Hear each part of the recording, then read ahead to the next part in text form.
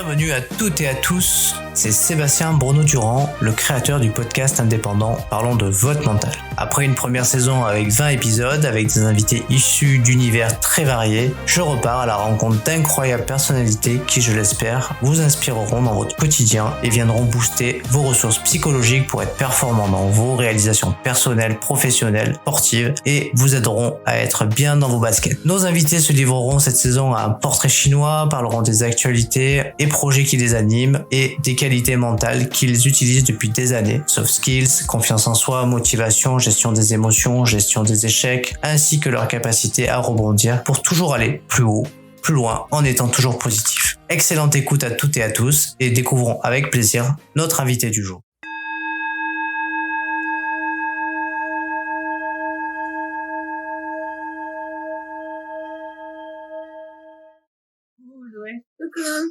Merci Zoé de m'accorder un peu de temps pour cette interview. Bienvenue sur le podcast Parlons de votre mental. C'est le 54e épisode avec toi et le premier en live. Et voilà, je suis flatté que tu aies honoré mon invitation.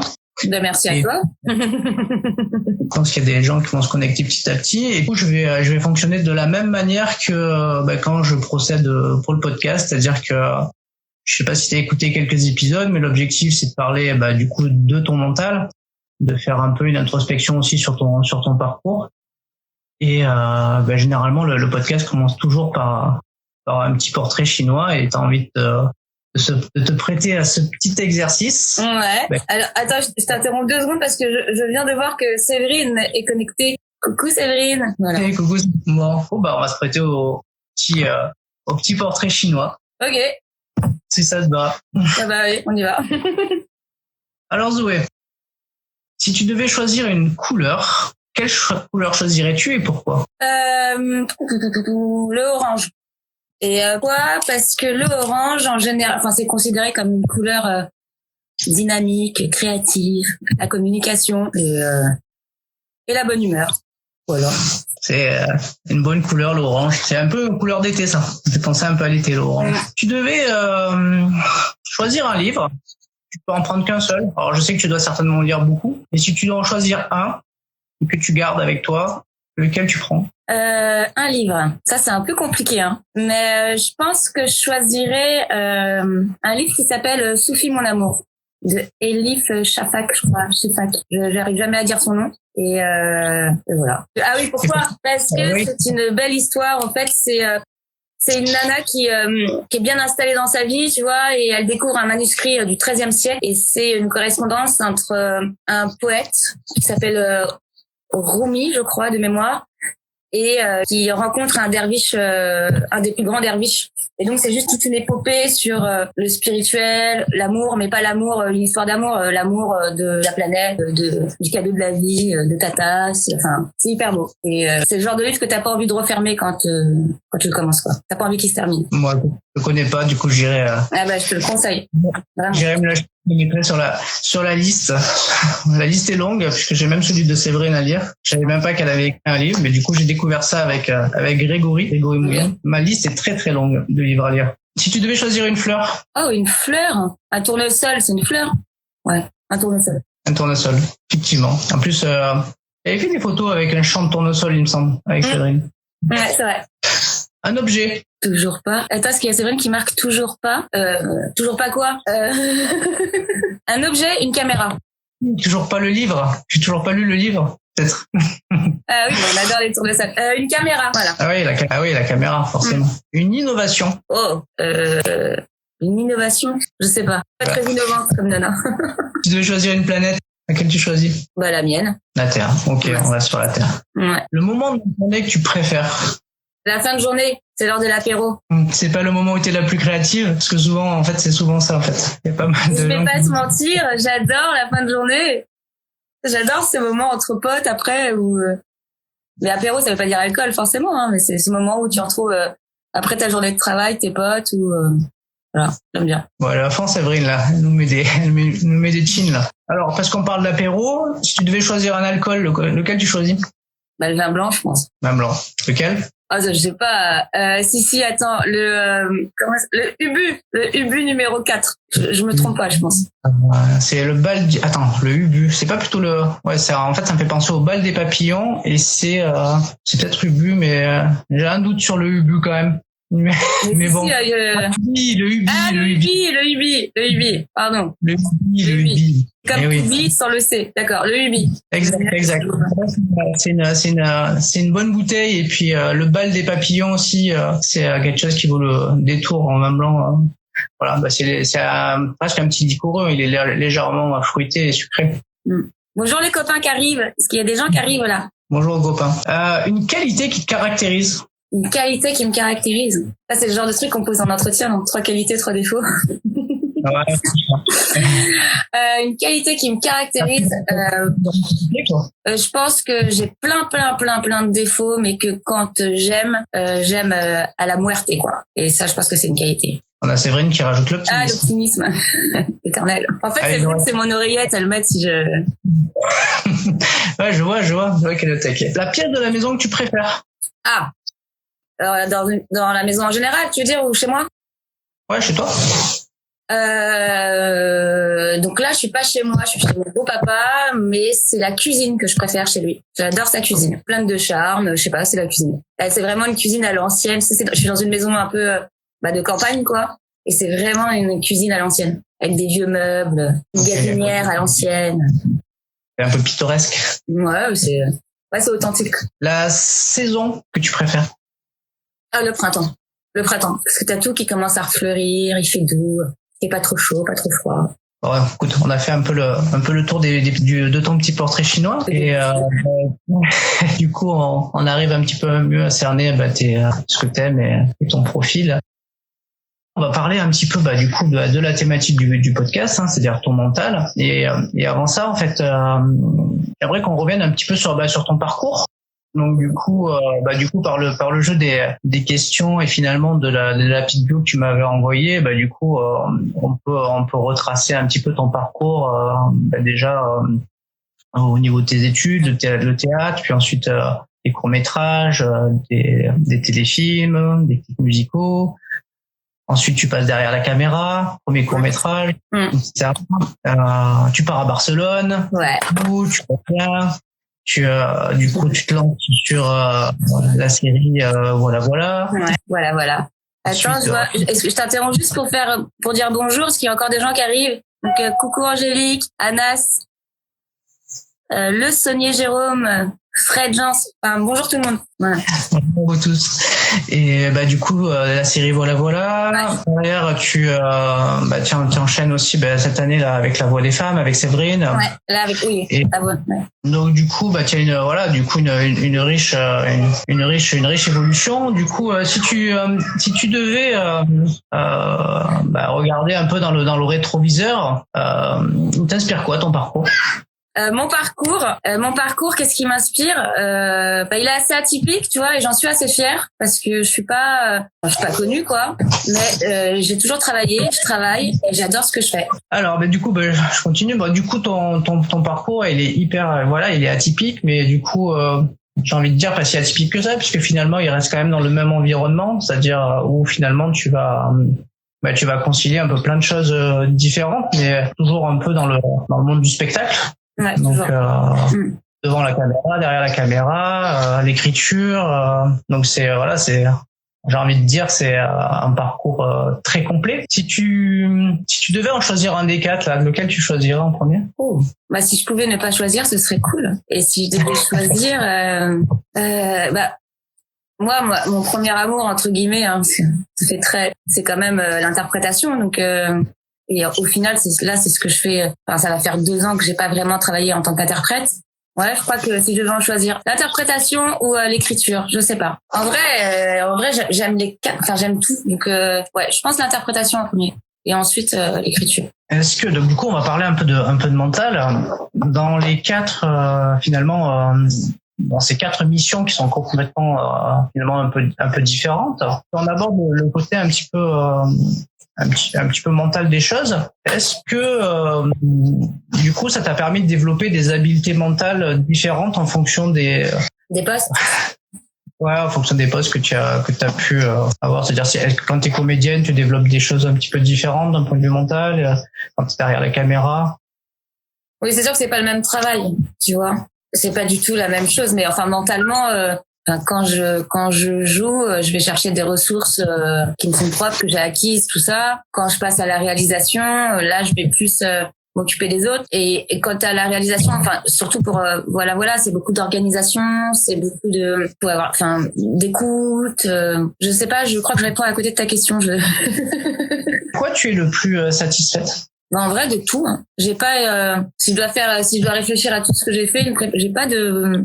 Je regrette rien de ce que j'ai fait. J'aime tout ce que j'ai fait. Je crois que je suis satisfaite de tout ce que j'ai fait en fait. J'ai pas une préférence. Si je te dis la phrase rendre possible l'impossible, est-ce qu'elle fait écho à ton parcours? Bah oui, bien sûr. Forcer les portes, passer par les fenêtres. Ouais, bien sûr. Rendre possible l'impossible. Tout est possible en vrai quand on se donne les moyens. Et du coup, ça te fait écho parce que du coup, non, c'est assez difficile de percer dans ce monde-là. Ouais, bah je veux dire franchement quand j'ai lancé voilà, quand j'ai commencé à écrire cette série, donc je l'ai écrite avec une pote qui était là en renfort avec moi. Et je pensais à des gens pour jouer les personnages, et puis il fallait trouver une équipe, il fallait trouver le son, donc tout, et ça me paraissait impossible. Et en fait, au bout de un coup de fil, 2 coups de fil, 3 coups de fil, tout s'est enchaîné et je me suis dit, en fait, tout est possible. Il y a des gens qui m'ont dit oui. Je pensais pas qu'ils allaient me dire oui. Je pensais pas qu'ils allaient aimer mon projet. Je pensais pas que, et tout s'est fait hyper facilement, en fait. Voilà. Je sais pas si j'ai répondu à ta question.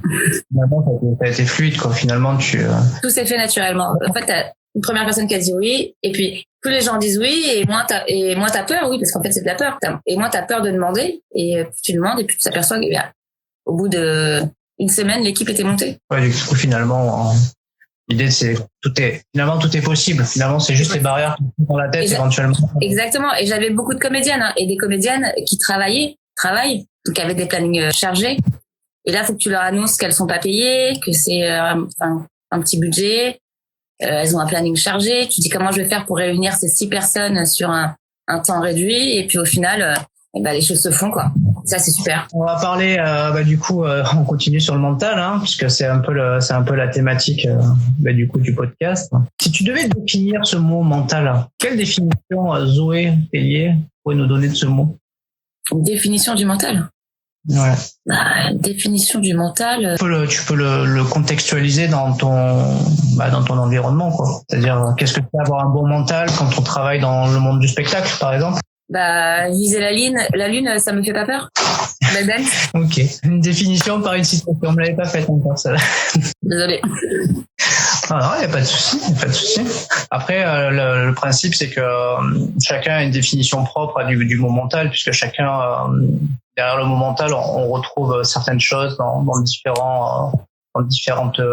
Oui, j'entends. Mais quand je te cite Amel Bent, c'est juste que c'est ça, c'est que le mental, il faut avoir une force à l'intérieur de soi, quoi. Faut pas avoir peur de, comme tu disais, de rendre possible l'impossible, de viser la lune. Enfin, voilà. Voilà. Voilà. Alors, est-ce qu'il t'est déjà arrivé de devoir travailler ton mental? Oh oui. Récemment, oui. Pour travailler ton mental, tu t'y es prise comment? Quelles auraient été, comment tu t'y es prise, quoi? En fait, je suis allée au fond, tu vois, je suis allée bien au fond, et je suis remontée. Et je suis passée par des phases où j'ai écouté des podcasts, mais pas longtemps, de personnes qui sont là à te motiver, tout ça. La méditation, pas longtemps. Enfin, je suis allée chercher un peu dans les bonnes énergies, tout ça, pour remettre mon mental à niveau, quoi. Je sais pas si c'est clair, mais... Si, c'est très clair. Donc, du coup, t'as fait de la méditation, t'as écouté des podcasts, t'as écouté quoi? Pareil, de méditation, des guidances. Moi, je suis vachement dans les énergies et tout ça, donc je suis allée chercher... les ressources là où j'aime, enfin, tu vois, là où ça m'intéresse. Oui, et puis là où finalement ça résonne en toi aussi, quoi. Voilà. Donc je n'ai pas fait de sport, je fais pas de sport. Ah ouais, c'est pas grave de pas faire de sport. C'est faire une blague, je vais pas faire. Ok, méditation, podcast, t'écoutes quoi comme podcast? J'en ai écouté pas mal, mais tu vois, je suis allée écouter Chloé Bloom. Après, j'ai aussi pas mal de youtubeurs. Tu sais, sur Twitch, des soirées où ça parle. Ouais. Alors attends, pour les podcasts, donc il y a principalement Chloé Bloom. qui m'a vachement aidée quand même. Et une autre nana, mais je me souviens plus de son podcast, de son nom. Pareil sur la volonté de réussir tout ça, de se relever, les échecs, d'accepter l'échec. Et après, je dis, j'ai pas mal été sur Twitch pour assister à des débats comme ça sur le bien-être et tout ça. Est-ce que pour toi, l'enthousiasme est primordial pour le mental? Ah, c'est sûr, hein, il faut faire la méthode Coué, hein, et il faut être enthousiaste. Mais oui, non, mais il faut que tu dises que tout va bien, et tout va bien, en fait. Et que tu vas y arriver, et tu vas y arriver. Si tu dis que t'es nul et que tu y arriveras pas, tu seras nul et au final tu y arriveras pas parce que c'est ce que tu dis. Oui, finalement, tu joues sur ton discours interne. Ah, c'est hyper important. Le discours interne est important et du coup, les messages que tu peux t'envoyer finalement conditionnent souvent ce que tu envoies et puis finalement ce que tu renvoies aussi aux autres et puis finalement souvent les énergies s'attirent. Non mais oui, c'est ça. Mais en fait, tu vois, c'est comme quand on te dit aime-toi d'abord et après tu pourras aimer les autres. Si tu t'aimes pas, tu peux pas aimer les autres. Donc si tu dis que toi t'es une moins que rien, tu seras une moins que rien. Enfin, c'est un peu. Ça me fait penser au film de Guillaume Canet quand ils sont au Cap Ferré où il parle aux plantes. Il faut une expérience avec une plante où il lui parle gentiment et une plante où il insulte. Mais ça fonctionne à ce qui paraît. Si tu parles méchamment à une plante et à l'autre tu lui parles gentiment, celle à qui tu parles gentiment elle va pousser et celle à qui tu parles méchamment elle va mourir. Bon, c'est scientifique. Voilà, scientifiquement prouvé. Alors on va parler un peu du coup de la thématique de la confiance et du temps d'erreur. Alors est-ce qu'en termes de confiance, est-ce que ta confiance tu l'as acquise au fur et à mesure, petit à petit, ou finalement c'est quelque chose que tu avais déjà au départ et que tu as su faire fructifier? Alors la confiance, déjà moi ce qu'il faut savoir c'est que je suis quelqu'un qui a jamais eu confiance en soi pendant très très longtemps et je commence à peine à avoir confiance en moi et à respecter mon travail et ma propre personne. Mais je suis quelqu'un qui a jamais eu confiance en moi pendant des années et enfin j'ai perdu un temps fou justement à ne pas avoir confiance en moi. C'est au gré de tes expériences réussies que tu as pris confiance? Non, c'est même pas au gré de mes expériences réussies, c'est au gré de ces 2 dernières années de ce que j'ai vécu et au final de me dire que j'ai eu vraiment tort de pas avoir eu confiance en moi parce que déjà sans confiance et avec le peu de moyens que j'avais, j'ai fait quand même des très très beaux projets qui ont été très très très loin. Alors si j'avais eu une confiance en moi, j'aurais visé la lune. Bon. Ouais, donc voilà, la confiance en soi c'est vraiment quelque chose de très compliqué, qui l'est moins maintenant pour moi. Mais il y a encore 1 an et demi, j'avais pas du tout confiance en moi. Ça se voyait pas. Après, mes proches le savaient, mais je suis quelqu'un qui a toujours douté. Est-ce que le doute, c'est quelque chose qui vient parce que tu en fait, t'es peut-être perfectionniste, peut-être que tu remets les choses en question régulièrement, et ce qui fait Non, t'as la remise en question et t'as le doute. Là, c'est vraiment c'est-à-dire que dès qu'on me faisait une mauvaise réflexion, je m'empêchais carrément de faire des trucs parce que j'avais peur que ce soit, pour moi, ça allait être nul. Et que j'allais être jugée, qu'on allait me critiquer, et qu'on allait se moquer de moi, tu vois. Et ça m'empêchait de faire plein de trucs. Et ça, c'est pas de la remise en question, c'est vraiment de la bêtise, quoi. C'est un manque de confiance en soi. Après, moi, je suis quelqu'un qui se remet tout le temps en question. Je vois qu'il y a ma sœur qui est connectée, donc il y a une petite fierté mal placée. Bim. Et je rigole. Et non, bon, bref, voilà. La remise en question, ça, je le fais régulièrement. Et la confiance en soi, en moi, je l'ai acquise depuis pas longtemps. C'est-à-dire que maintenant, je m'en fous. Enfin, je me fais confiance. Et si Pierrette et Micheline veulent dire je m'en fiche. Pierrette et Micheline, c'est je sais pas pourquoi je dis ça. Du coup, finalement, ça me fait penser un petit peu au regard des autres. C'est-à-dire que précédemment, finalement, le regard des autres, ce que vous pouvez penser, finalement, avait un impact sur moi. Et aujourd'hui, finalement, t'as changé, mais du coup, qu'est-ce qui t'a fait évoluer? J'ai eu une grosse épreuve personnelle, bref, et il y a pas longtemps, j'ai eu aussi un gros problème de santé. Et là, je me suis dit, ok, c'est bon. En fait, chacun fait sa vie, chacun fait ce qu'il veut. Il faut que je croie en moi, parce que si je crois pas en moi, si j'ai pas confiance en moi, personne va avoir confiance en moi, en fait. Donc maintenant, tu t'en fous de tout ce que les gens pensent, tu y vas, et puis vu tout ce que tu as réussi, pourquoi tu réussirais pas? Ça t'empêche plus de faire des trucs parce que tu manques de confiance en toi. Tu le fais, t'as envie de le faire, que tu le fasses bien ou pas, on s'en fout. Le principal, c'est que tu le fasses. En fait, c'est ces 2 événements, enfin surtout le dernier où je me suis dit, et puis j'ai une petite sœur aussi qui me coach pas mal. Ok, une petite sœur en Côte d'Azur, c'est ça? Ouais, c'est la femme de l'ombre. Bah ouais, il y a toujours quelqu'un dans l'ombre qui coach. Le droit à l'erreur, t'en penses quoi? Faut se le donner, le droit à l'erreur, hein. Le droit à l'échec, le droit à l'erreur, parce que c'est comme ça qu'on apprend, hein. C'est beau un échec, c'est beau de faire une erreur et de reconnaître que t'as fait une erreur. T'apprends toujours d'une erreur. Et encore mieux, moi j'ai aucun problème avec ça. Enfin, maintenant j'ai plus de problème avec ça. Est-ce que t'as un échec que tu peux considérer comme un échec ou une erreur qui finalement t'a ouvert d'autres opportunités où tu as pu finalement rebondir plus haut. Alors, est-ce que j'ai une erreur ou un échec qui a pu me faire rebondir? Alors là, Ou qui t'a ouvert une autre porte. Parce que souvent c'est ça finalement, une porte qui se ferme. Parfois tu travailles pas avec les bonnes personnes. T'es un peu trop gentil, tu te fais avoir. Donc ça c'est une grosse erreur. Mais tu rebondis parce que le contrat d'après, tu vois, tu sais que non en fait. Ça t'est arrivé une fois, ça t'arrive pas deux fois. Ça m'est arrivé sur un projet, sur un film. Et c'est quelque chose qui arrive souvent dans le monde Moi qui ne m'arrivera plus en tout cas c'est sûr, mais je pense que ça peut arriver souvent. En fait ce qu'il faut savoir c'est que tant que t'as pas signé, t'as pas le contrat. Donc tant que t'as pas signé, tu travailles pas. Ça c'est le conseil que tu donnes à tout le monde. Tant que vous n'aurez pas signé, n'y allez pas. Conseil de Zoé. Est-ce que tu as des trucs pour te motiver? Est-ce que j'ai des trucs pour me motiver? J'ai une petite sœur. Ok, de l'ombre. De l'ombre. Non, est-ce que j'ai des trucs pour me motiver? Non, je me motive quoi. Je me dis faut y aller. Hein. C'est plus du mental. Hein. Tu vois, j'ai pas le choix quoi. Donc je sais pas ce que t'appelles comme des tips, des trucs. Je sais pas. Non, faut y aller quoi. Du coup, souvent la motivation, elle peut naître un peu des objectifs qu'on se fixe, du sens qu'on met à. Ce qu'on fait. Oui. Alors pour me motiver, ce sont mes objectifs. Ouais. Ça c'est sûr. Enfin maintenant c'est comme ça, ouais. C'est souvent, ça peut être conditionné à ça, mais après tout le monde ne marche pas de la même manière. Des fois il y a des gens qui sont motivés tous les jours, quel que soit ce qu'ils font. Il y en a, ils sont plus motivés par rapport à une inspiration, une passion. Ouais, moi j'ai très longtemps fonctionné à l'instinct et à l'intuition, enfin c'est la même chose. Et là c'est la première année où je me suis fixé de vrais objectifs. Habituellement je voyais sur du court terme, en fait on verra demain, si j'ai ce contrat là c'est cool, je vais l'avoir, je m'en fiche.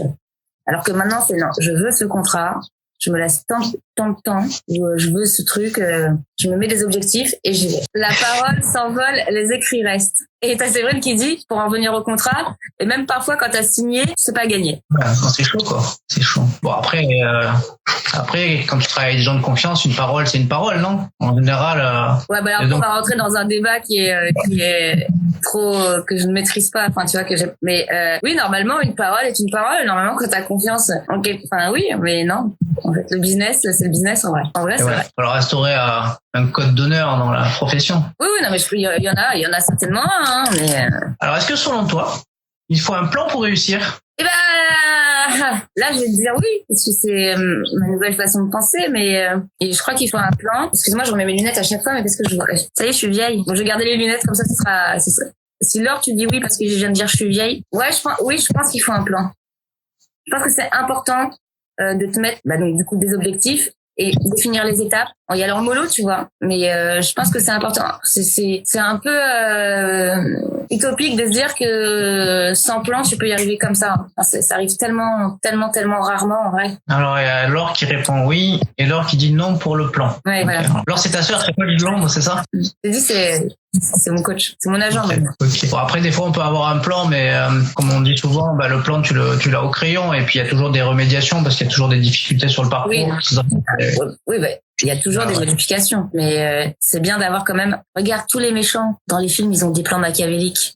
Bon, ils y arrivent pas, mais tout le monde a un plan. Même Bruce Willis, pour sauver le monde, il a un plan. Il faut toujours un plan. Un plan A et un plan B. Et Poutine, tu crois qu'il a un plan ou pas? J'ai pas envie qu'on me coupe Internet, donc je vais pas parler de Poutine. Je suis une mauvaise. Ouais, c'est sûr. Non, c'est sûr que oui, après le plan, ouais, c'est toujours.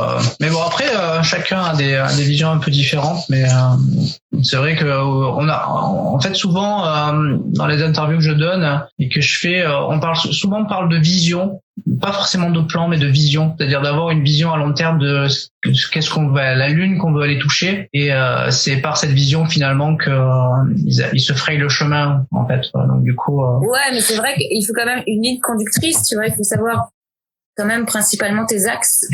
Après une vision, je veux dire une vision d'ensemble, une vision du projet, une vision de là où tu veux aller en fait. Ouais, mais ça moi je l'ai eu toute mon adolescence. C'est-à-dire que dès l'adolescence, parce que tu avais envie de devenir actrice, comédienne. Ah oui, j'ai toujours eu envie d'être comédienne, mais et puis je me voyais, tu vois, les visions, je me voyais pas.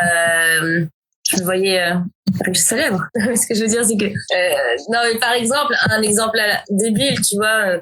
Moi, j'ai un papa qui a toujours voulu que j'ai mon permis de conduire. Là, le bac, il s'en foutait. Tous ses enfants, il a juste dit, le permis de conduire, c'est la liberté. Et moi, j'ai toujours dit à mon père, je m'en fous, j'aurai un chauffeur à vie, je suis parisienne. T'as vu la vision que j'avais? Ouais. Je suis parisienne, j'ai pas perdu mon permis de conduire. Donc, je suis en train de passer mon permis de conduire. Donc, les visions, chez moi, ça fonctionne pas trop, quoi. Ok. Bon, on va s'arrêter au plan, alors. Voilà. On va parler de la gestion des émotions. Ouais. Est-ce qu'il t'est déjà arrivé en tout cas de devoir rencontrer ce qu'on peut appeler la pression ou du stress dans les différentes missions que tu as eues? Alors peut-être qu'elles peuvent être totalement différentes si tu es derrière la caméra ou devant la caméra. Et du coup, si la réponse est positive, comment tu fais pour la gérer? Pour gérer le stress, alors déjà moi, ce qu'il faut savoir, c'est que je suis très mauvaise sous la pression. Je m'enfuis. Mais et j'en ai pas, enfin si quand même pour voilà, j'ai eu comme et encore non pas tant que ça, j'ai eu un peu de pression. Bah tu gères comment? Tu respires, tu respires quoi, tu dédramatises, tu te dis bon ok là ça me prend la tête, pourquoi, comment, qu'est-ce que je peux faire, faut que je me détende. Et surtout dédramatiser, enfin dépressuriser le truc parce que ça sert à rien en fait. Ça changera pas au final. Ça sert à rien d'être stressé, ça sert à rien d'être pressurisé. Après moi j'ai pas eu des gros budgets, tu vois, j'ai pas non plus sur les épaules un gros film, un gros truc, donc je sais pas comment après tu gères une grosse pression, mais bah tu vas faire une thalassothérapie, tu vas nager un peu et ça va mieux après. Donc du coup, toi ton moyen de la gérer finalement c'est de la mettre à distance et de te dire que voilà ça. Ouais, et puis de dédramatiser surtout, de tu sais, de dépressuriser quoi, genre ça va, on se calme, enfin y a pas de vie, enfin c'est pas une question de vie ou de mort, on se calme. Et après quand t'es calmé, tout fonctionne. Voilà. On dit bonjour depuis Séville, mais trop bonjour Séville, j'aimerais trop y être, Eva. Séville, quelle belle ville. Oh. On va aborder la thématique de la concentration. Alors je suppose que quand on est en tout cas, quand on joue la comédie, quand on est sur scène, ça demande une grande concentration. Comment tu t'y prends pour l'optimiser cette concentration, c'est quoi ta méthode pour te préparer avant de jouer, de rentrer sur scène? Bah déjà, alors quand c'est au théâtre, par exemple, j'adore la phase où je me maquille, où je me prépare. Donc je suis pas du tout avec mon téléphone, tu vois. Enfin, je suis pas connectée en tout cas au réseau où je suis en mode avion. Je me maquille, je me mets dans le truc. Ça c'est assez chouette. Là, j'écoute de la musique, je m'isole. Et puis après, une fois que tu joues, bah t'es dans ton truc. Tu penses même plus à la concentration, t'es dedans. Quand tu joues. Bah du coup on est rarement dans la tête des comédiens, donc c'est intéressant. Du coup il se passe quoi en fait quand vous êtes dans votre jeu d'acteur? C'est tu t'es animé par le rôle et finalement tu penses plus à rien. Comment le texte finalement il sort naturellement? C'est à force de l'avoir appris, de l'avoir répété? Ah oui, ça de toute façon c'est à force de l'avoir appris, de l'avoir répété, et une fois que t'es sur scène de toute façon tu t'oublies. Et le fait de t'oublier c'est juste génial, c'est-à-dire que c'est pas toi, c'est-à-dire que tu te juges pas, t'as plus aucune conscience de ton poids, tu vois. C'est plus toi quoi, c'est le personnage. Et donc et c'est assez quand tu fais des bonnes représentations, c'est assez magique. C'est assez magique parce que vraiment tu t'oublies complètement. C'est un truc de fou en fait. Et ton texte, de toute façon tu t'es enquillé avant de jouer, avant de commencer des dates, tu t'es enquillé un mois de répétition 8 heures par jour. Donc le texte, la mémoire, ça, il est entré, c'est travaillé, c'est bien naturel, quoi. Du coup, il y a le texte, mais aussi les émotions que vous faites passer aussi. Ouais. Quelque chose que du coup vous travaillez en même temps, ou c'est quelque chose qui est ça se travaille en répète. Et après c'est aussi avec ton partenaire, tu vois, c'est un échange, c'est de l'écoute. Bon, après tes émotions tu peux les chercher à l'intérieur de toi, mais tu partages et t'as un retour. Et quand t'as de l'écoute, c'est vraiment magique parce qu'après ça, de toute façon, puisque c'est plus toi qui es dans une émotion appelle une autre émotion et ça monte ou ça descend, enfin, tu vois. Mais voilà. Enfin, c'est très rare que tu arrives sur scène et que tout de suite et après ça dépend. Si tu dois commencer par un truc assez, en général, c'est plus facile, en tout cas pour moi, de mon point de vue à moi, c'est plus facile de jouer quelque chose de dramatique, de triste, que de jouer quelque chose de drôle et de faire rire les gens. D'ouvrir un spectacle en faisant le clown, quoi, si tu veux, que avec la tristesse. Bon, enfin, voilà. Bon, du coup, après, je pense que chaque acteur a des préférences, certainement, pour aller jouer certains rôles. Ouais, chacun ses facilités, ouais. Il y a une question qui m'est venue, c'est toujours en lien avec la concentration. Donc vous êtes amené à faire des tournées, à jouer souvent, à jouer beaucoup. Comment tu fais pour optimiser cette concentration, même si vous êtes dans des états de fatigue, parce que finalement à force de bouger, d'être sur scène, je pense que ça use aussi. Très bizarrement, la fatigue, ça, en fait, il faut que tu te serves de tous tes états. Donc si t'es fatigué, tu te sers de ton état pour jouer. Tu vois, c'est pas une contrainte. En fait, t'es fatigué, t'es épuisé, t'es en tournée. Là, t'es KO, t'as pas envie. Enfin, c'est comme certaines personnes qui n'ont pas envie d'aller au travail parce qu'elles sont fatiguées, qu'elles sont saoulées. Parfois nous aussi, ça nous arrive. Et tu te sers de cet état-là. Il faut que cette faiblesse devienne une force. Et après, une fois que tu as fait ton truc, tu vas dormir. Okay, après, je sais pas comment t'expliquer vraiment le système de concentration, tout ça, parce que c'est des trucs qu'on apprend très tout au début, mais c'est simple, t'es fatigué, tu te sers ton état pour jouer. T'es énervé, faut que tu t'en sers, faut pas que ce soit un obstacle à ton travail, faut que tu t'en sers. Okay, en fait, tu t'intègres ton état émotionnel du moment dans ton jeu d'acteur. Et chaque jour, en fait, finalement, tu peux avoir un jeu d'acteur un petit peu différent en fonction de ton état émotionnel. Mais en général, si tu vas voir la même pièce, tu vas la voir tous les soirs, c'est jamais le même. Après, bien sûr, l'histoire est la même, l'émotion globale est la même, enfin tout est. Mais on joue jamais vraiment tous les soirs de la même manière. C'est pas pour rien qu'il y a des soirs on va dire ouais c'était bien ce soir, ouais non. Là avant-hier non c'était. Tu vois, on sent nous aussi qu'il y a des soirs c'est mieux que d'autres. Du coup ouais, c'est intéressant en fait. En tout cas, ce que tes réponses, parce qu'elles permettent un petit peu de comprendre un peu comment vous ajustez en fonction du coup de vos émotions et de votre état de forme, votre jeu d'acteur, pour pouvoir en tout cas jouer les scènes que vous avez à jouer quoi. Oui, et puis nous on nous apprend aussi, tu vois, même si tu apprends une tragédie juste avant de monter sur scène, tu peux pas planter un spectacle, donc si tu apprends un décès 2 minutes après, t'as plein de comédiens à qui ça arrivé, tu vois, ont perdu leur père, leurs enfants avant de monter sur scène et qui vont quand même sur scène et qui se servent de cette émotion. Alors je dis pas qu'ils pleurent pas sur scène, mais ils se servent de ça pour tenir et après ils rentrent chez eux, ils vont régler leurs histoires. Et ça c'est un truc qu'on nous apprend dès le début. Quoi qu'il arrive. Ouais, c'est quelque chose qu'on vous apprend, c'est-à-dire que quand tu dis que vous l'apprenez, c'est-à-dire que toi t'as fait une école pour apprendre à jouer? Non, moi j'ai travaillé très très jeune dans des compagnies de théâtre, mais j'ai fait beaucoup de stages et j'ai dû faire 3 mois à Blanche-Allant, je crois. Bon, j'ai un peu vadrouillé un peu partout, mais c'est quelque chose quand même en école, logiquement, on t'informe de ça. C'est-à-dire t'es comédien. Si t'as une salle avec 600 personnes, bon c'est horrible si tu perds quelqu'un de ta famille. Mais tu peux pas planter 600 personnes, plus l'équipe et plus tes coéquipiers, quoi. C'est impossible. Tu peux pas mettre un arrêt de maladie ou un truc comme ça. Non, tu ne veux pas te remplacer au pied levé comme ça. Non, tu peux pas. Après, ça dépend, tu vois. T'as certaines pièces qu'on appelle du bouvard. En général, t'as toujours la personne qui a le rôle officiel et celle qui la remplace. Une semaine sur 2. Donc si t'as quelqu'un qui peut te remplacer, là, si, sûrement. Mais tu peux pas planter en tout cas une pièce parce qu'il t'est arrivé un truc dramatique, entre guillemets. Partie de la magie du métier. Prochaine question.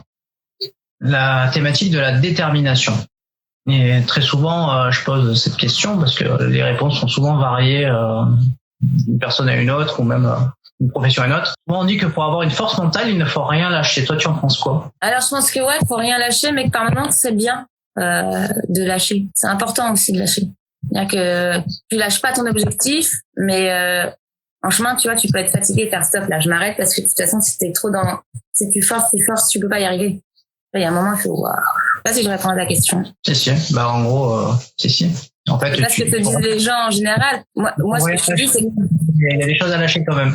Il y a des choses à lâcher. De toute façon, tu fais rien dans le forcing, hein. Tu t'arrives, quand ça veut pas, ça veut pas. Tu vois, il y a un moment, faut savoir accepter. Ah non, là, ça veut pas. C'est pas très grave. Fais un point et repars. Voilà, c'est ce que je pense. Après, je sais pas. On arrive sur la fin du podcast, sur la fin des questions. Si tu devais donner avec toute l'expérience que tu as pu acquérir depuis que tu as commencé le théâtre, tu joues devant la caméra, derrière la caméra, si tu devais donner j'aime pas dire le mot conseil, mais si tu devais dire quelque chose à des jeunes qui veulent se lancer dans une carrière comme tu as pu le faire, qu'est-ce que tu pourrais leur dire? Déjà, je leur dirais, chacun fait bien ce qu'il veut quand il a envie de le faire. Donc, si t'as envie de faire ça, tu le fais. Et que c'est sûr que c'est pas le métier le plus, en même temps, je sais même pas s'il y a un métier, quand tu te lances, qui est vraiment facile. Je dirais, de rien lâcher, oui, mais d'être modéré, quoi. Et surtout de faire ce qu'il a envie de faire. Donc, si la personne pense que c'est son métier, que tu vois, ça le fait vivre, ça l'anime, fonce. Après, il y a pas de règles. En vrai, dans la vie, il y a pas vraiment de règles, tu vois. C'est pas vrai, il y a pas de règles. T'y vas, quoi. Et puis, et fonce, quoi. Et fous-toi de ce que les gens pensent, de ce que, tu vois, si t'as envie de faire un truc, fais-le et t'en fiches de savoir. Donc, tout à l'heure, j'ai dit Pierrette et Micheline, je pense que je vais passer à Jacques et Jacqueline. Tu t'en fiches de ce qu'ils pensent. T'y vas, tu le fais. Et t'apprends de tes erreurs et là, il y a un moment, de toute façon, si ça le fait pas, c'est un être humain, on est tous des êtres humains, donc la personne, elle va se rendre compte que ça marche pas et elle va peut-être trouver une autre voie. Mais en tout cas, si c'est ce que tu veux faire, fais-le. Voilà. J'ai parlé là pour dire ça. Si tu veux le faire, fais-le. Moi, je suis personne pour te dire comment le faire. Il y a personne, en fait, il y a pas de bons conseillers sur cette planète, tu vois. Personne, tu peux entendre et tout, mais moi, je me méfie souvent des gens qui me donnent des conseils. Même si c'est bienveillant, écouter son cœur. Oui, c'est ça, c'est que, oui, il faut écouter son cœur, faut y aller. Et c'est trop débile de s'empêcher de faire des trucs parce qu'on a justement peur, soit de l'échec, soit d'être jugé, soit de le manque de confiance en soi, ce qu'on disait tout à l'heure, soit stop, on n'a qu'une seule vie, t'as envie de faire un truc, tu le fais. Donc si tu veux être comédien, essaye. Après, je peux te donner des conseils, oui, je peux dire, commence, va t'inscrire dans les agences de pub, prends des cours de théâtre, mais reste pas trop longtemps dans une école parce que c'est toi qui dois faire ta mayonnaise. Donc fais un peu plusieurs écoles, peut-être fais plusieurs stages, va t'inscrire pour faire des courts-métrages, va sur le terrain et te bloque pas que sur la comédie, intéresse-toi aussi je sais pas au son, aux lumières, aux costumes, à tout, intéresse-toi à tout. Si t'es passionné, intéresse-toi à tout. C'est un peu ce que me disait Olivier Balestriero, alias Verino, qui aujourd'hui qui est humoriste, qui a commencé par être comédien et qui finalement s'est ouvert différentes portes au fur et à mesure jusqu'à finalement trouver finalement ce qui lui plaît, c'est-à-dire faire d'autres choses sur scène, mais en lien avec l'humour, quoi. Du coup, c'est un peu ce que tu dis, c'est-à-dire que c'est en s'essayant finalement qu'il a trouvé finalement ce qui lui convenait le mieux en termes de spectacle par rapport à et ce qu'il a animé au fond de son cœur, quoi. Si on reprend Et puis même c'est dans n'importe quel métier en fait. Si tu veux faire ton métier correctement, faut que tu t'intéresses à tous les tout ce qui rattache à ton métier, du poste le plus bas au poste le plus haut. Tu vois, c'est important de savoir tout faire en fait en tout ce qui concerne ton travail. Enfin, moi c'est ce que je pense. Après, t'en as qui diront non. Et moi, c'est ce que je pense. Est-ce que c'est du fait que tu sois passé dans en fait, t'as toujours eu cette prise de conscience déjà en étant derrière la caméra, en tant qu'actrice, ou tu as pris conscience de ça aussi encore plus en passant derrière la caméra? Alors pas du tout. Moi, j'ai pris conscience de ça quand j'ai commencé à aller justement au-delà de me dire je vais réaliser une série parce que c'est gratifiant, tu vois. Comédienne parce que c'est gratifiant. Mais t'occuper des costumes, là j'ai fait renfort sur une série renfort costume, mais c'est super aussi. T'habilles les gens, le vêtement c'est magique et même sans le son. Je me disais, mais attends, mais sans le son, il y aurait pas de série, il y aurait pas de film, il y aurait pas de représentation, il y aurait pas de concert. C'est hyper intéressant de savoir comment ça fonctionne. Oui, donc finalement, chaque élément est un élément de la réussite et permet le spectacle, quoi. C'est une chaîne, c'est un maillon, Je veux dire, t'as pas de son, t'as pas de, l'image, le son, la lumière, mais tout, quoi. La déco, tout. Et je trouve ça bien de s'intéresser à tout ça, en fait.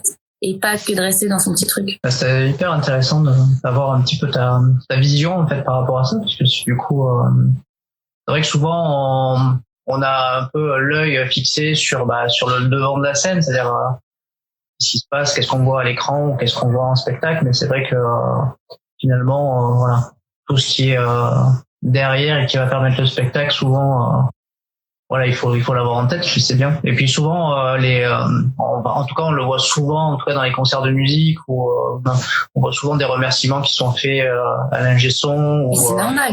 Mais oui. T'imagines le mec il envoie t'envoyer un son, c'est fini. Le mec il te met la mauvaise lumière, c'est fini. Voilà. voilà.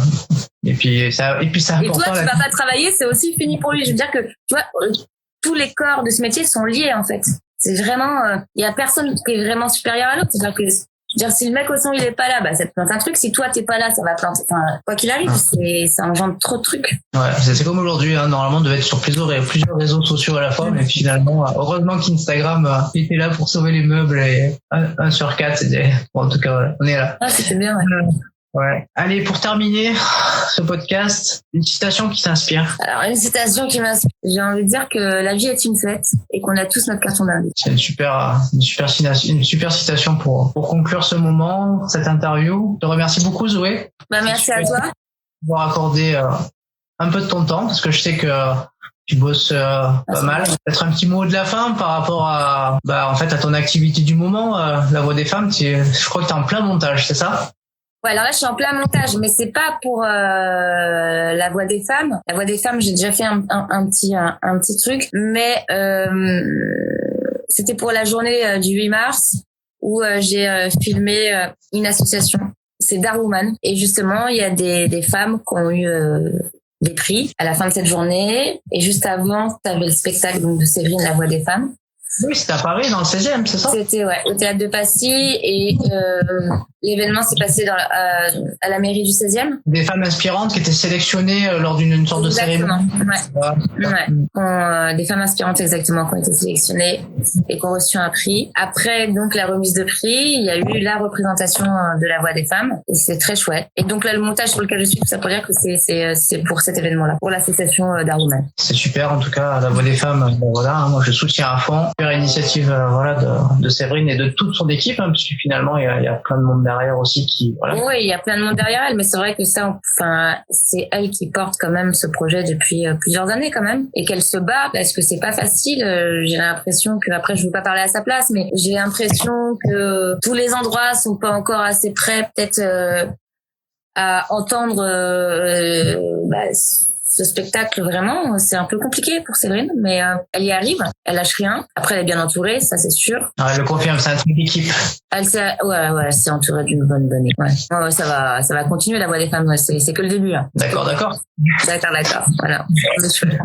Ouais, de toute façon, c'est tout ce qu'on lui souhaite. Et puis voilà, des belles initiatives comme ça, il faut qu'elles soient portées haut, et c'est important. Et puis.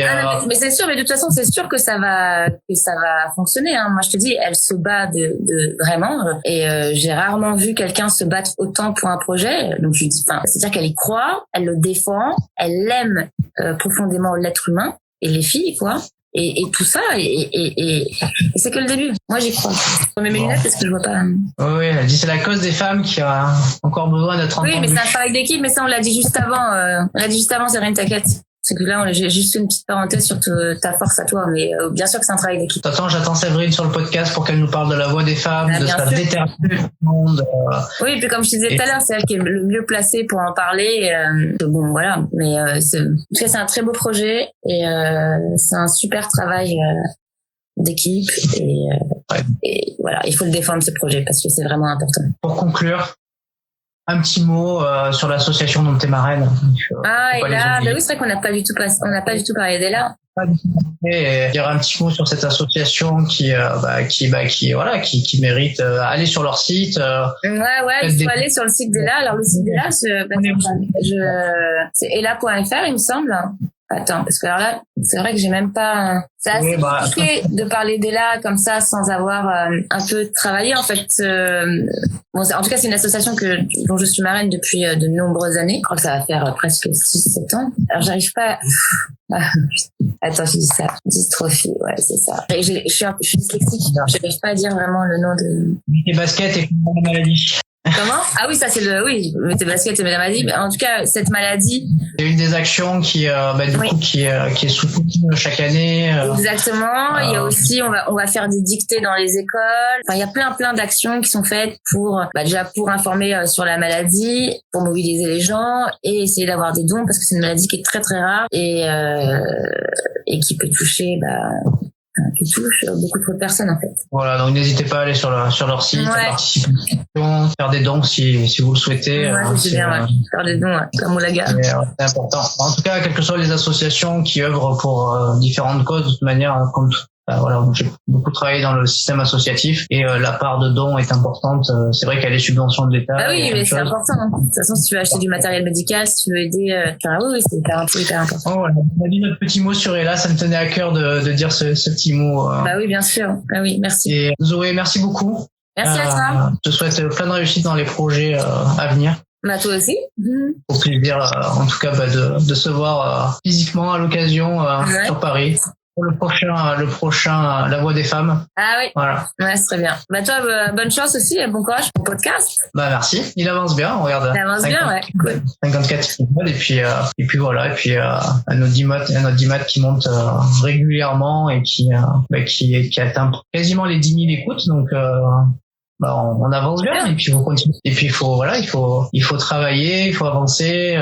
C'est du travail, mais c'est aussi une passion de pouvoir aller interviewer plein de personnalités différentes, pas que des VIP, pas que des personnalités, mais aussi des gens différents qui travaillent dans des métiers différents, avec moi pour objectif de faire prendre conscience aux gens que le mental c'est pas que dans la performance sportive ou comme on peut l'écouter dans les médias, c'est-à-dire quand on voit un sportif faire réussir une épreuve ou les Jeux Olympiques ou autre chose, mais en fait la dimension mentale elle est en chacun de nous de manière certainement différente. Les habiletés mentales, on en a besoin dans tous les métiers, dans toutes les professions, voilà. Donc voilà, c'était mon mot par rapport aux médias qui parlent finalement du mental mais que dans la dimension sportive. Et je trouve ça dommage. C'est pour ça que j'ai créé ce podcast, pour parler du mental dans toutes les professions et dans Ah oui, de toute façon, le mental, c'est indispensable. Enfin, c'est pas réservé qu'aux sportifs. Après, j'ai mon frère qui est un sportif de haut niveau, si tu veux en parler avec lui. Bon, au revoir. Au revoir, merci beaucoup et à très vite. Ouais, merci infiniment, à bientôt et au revoir tout le monde.